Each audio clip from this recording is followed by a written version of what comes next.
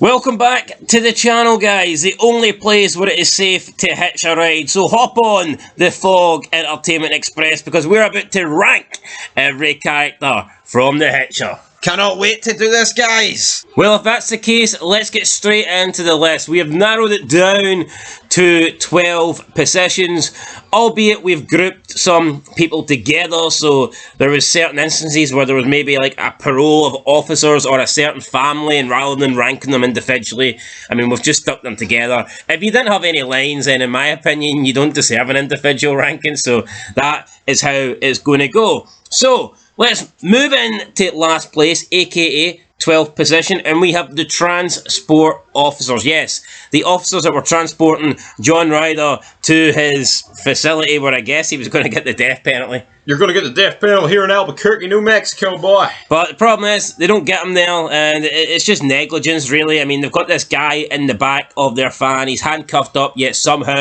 he manages to escape his cuffs, slice one of the throats of the transport officers, and then take out the two up front in the cabin of the vehicle. You know, it's lame. They shouldn't. There's three fucking transport officers, right? They should have been able to take care of one guy in handcuffs. They should have. And the guy in the back's the worst for me, man. Just looks at him like breaks his thumb. You know, he's literally escaping the cuffs as this guy watches on and does nothing about it. Coming in number 11, we have the helicopter crew.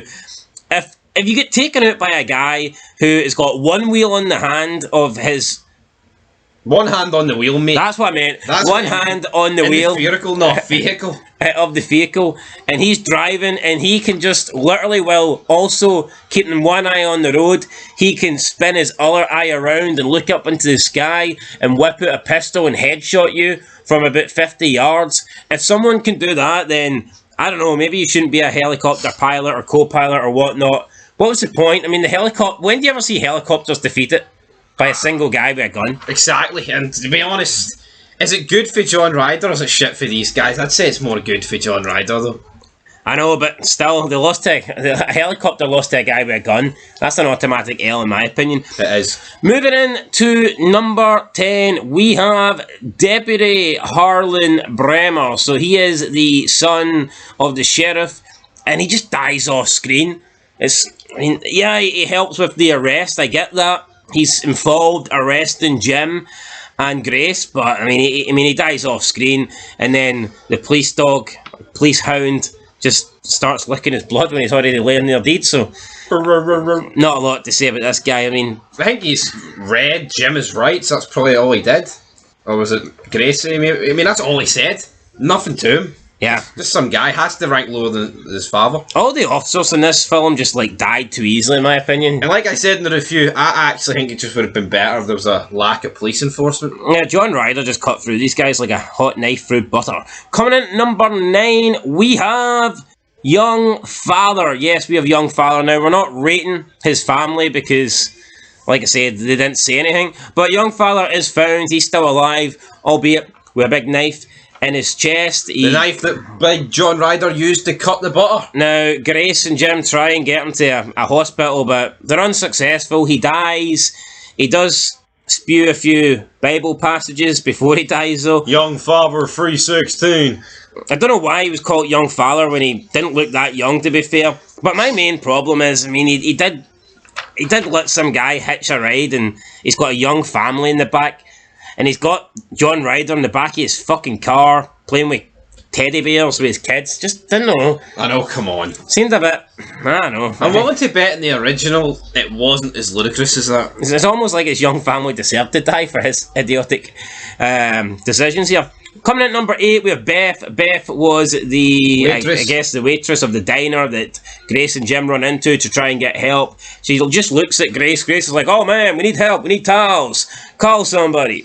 Turns out Beth did call somebody, but the cops show up and actually decide to arrest Grace and Jim. So who knows what Beth told them on the phone. Not a useless character, I guess. She gave Grace directions to the bathroom and did call for the police, so I guess that's done her job. Yeah, but a character that, it could have been anyone. Could have been us. Could have been us. Working on 9 to 5. Working? No, I don't work a 9 to 5. Working 9 to 5. Might fucking need to if this doesn't work, by the way, so... Get the fuse up, guys. Coming number 7, we have Sheriff Harlan Brumer. He did a little bit more than his son. He did the interrogation with Grace, but unfortunately, just like his son, he died off screen, so it's kind of hard to put him any higher than 7th place on the list. Yeah, and I expect he had a wee bit more to me. He had a few more lines. I expect more for a sheriff. A sheriff should be saving the day. He saved Hee-Haw. This guy just died off screen like his son. He saved the Word document on his fucking laptop, man. Coming at number 6, we have Officer Edwards. So this guy wasn't a sheriff, this guy wasn't a deputy, but he did better than both of them combined. He ends up chasing Grace and Jim down. He's got Jim at gunpoint. Looks like he's about to make an arrest, but I guess he didn't know that Grace was around the corner. 2-on-1. This guy got double teamed. He got outsmarted, and he got put in a situation he didn't want to be. But 2-on-1 quickly turned to 3-on-1 because here comes John Ryder, snipes him for the school bus, and we say goodbye to Officer Edwards. But he also did alert Estridge that he had these two, so, I mean, this guy was competent. Yeah, he was. He had Jim at gunpoint, and he alerted Estridge to let them know that he had... And he didn't do a job, or anybody can get sniped. Yeah, I'm not gonna... Including the great Steven Seagal. Ah, but he survived sniper. Shit, this ain't being shit. Coming in number 5 with the store clerk, we get introduced to him pretty early. I mean, the store clerk's pretty lucky because he gets to live. He was only in the movie for like maybe 3-4 minutes, but I enjoyed the character. I thought he was pretty funny, and he just stood out to me more than a lot of the other characters in this film. I mean, if you compare him to Beth, he was so much better. Now, maybe he does get a little bit more dialogue. His interaction with Jim maybe makes him better, but you know what, I liked the store clerk. I kind of thought maybe John Ryder was going to come back and kill him just to tie up some loose ends. That didn't happen. Maybe he did kill him. We'll never know. Well, I think he gets to live with his dodgy eye. His dodgy eye? Maybe the donkey will kill him, boy. Yeah, don't try and milk a donkey. It's not going to work out well for you. Comment number 4, we have Jim Halsey, who unfortunately by the end of this movie was cut into 2 pieces. Yeah, he was cut into 2 pieces, I think. Out of the 2 main characters, he was, well, in terms of, our protagonist, I think he was the weaker of the 2 in the car, and idiotic decisions followed him everywhere he went, didn't they? Oh, aye, idiotic decisions. We all love an idiotic decision here. I think this movie was full of them. It was. No, but I like Jim. He was alright, but at the end of the day, I mean... It's funny, though. He got killed. He's like... Oh yeah, I'm going to tell a story about how I saved your life. I mean, mate, you booted him out the car, but you're the one that brought him in, right? I mean, he made it like they fucking battered John Ryder in the car and threw him out single-handedly. Without her, he would have never been able to do that. Well, I think Jim got the last laugh, so it is what it is. I mean, I think Ryder got the last laugh. What's Jim laughing about? 2 for 1? 2 for 1 special. Coming in number 3 with Grace, the girlfriend of Jim, main character also, protagonist. Makes it longer than Jim, actually survives the movie and gets like the final kill. The final kill as well. Kill. And the final scene. It's always a bit it's always the way to go in these movies where the female lead survives. I mean, it fades to black. It never used to be that, but I mean, I think they've changed over the years. Like last couple of decades, they always have the female survive. So I don't feel anything. I'm the new John Ryder. Yeah, so it's Grace the new John Ryder. Who knows? But she's coming in at number 3. Coming at number 2, we have Lieutenant Estridge. I like Lieutenant Estridge, but when you really look at it, he wasn't in this movie long at all. If you add up his like total screen time, he's probably on the screen for, I would say, maybe 6 to 7 minutes, and that's probably being kind. Yeah, probably. Like, especially, like, and that's all after Jim dies. See, before Jim dies, he's probably on the screen for less than a minute. But he does have a presence, when he comes on the screen, you're like, oh, I like this guy. This guy stands out.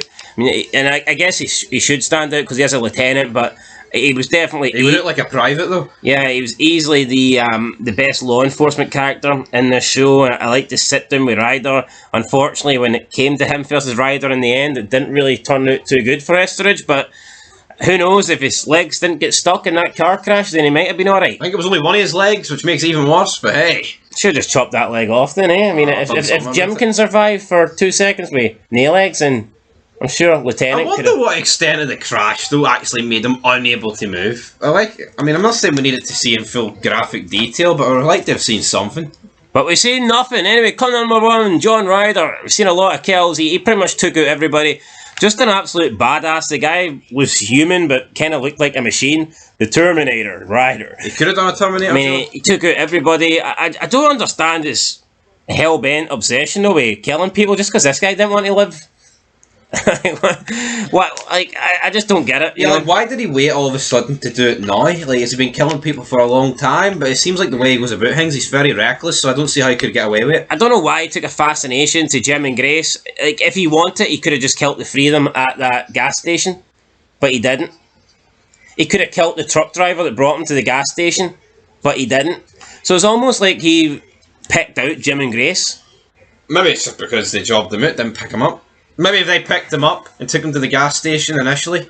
Yeah, maybe that's what the movie wouldn't have happened. When he got to the gas station, that would have been it, credits. Anyway, John Ryder, I liked him, played by Sean Bean. He is number 1 in our character list, guys. That is it. We'll catch you in the next one. Coming later tonight, we'll be ranking all the deaths from this movie too, so make sure you check that video out, and we'll catch you in that one. Till next time, though, been Fog Entertainment. Leave a like, and peace.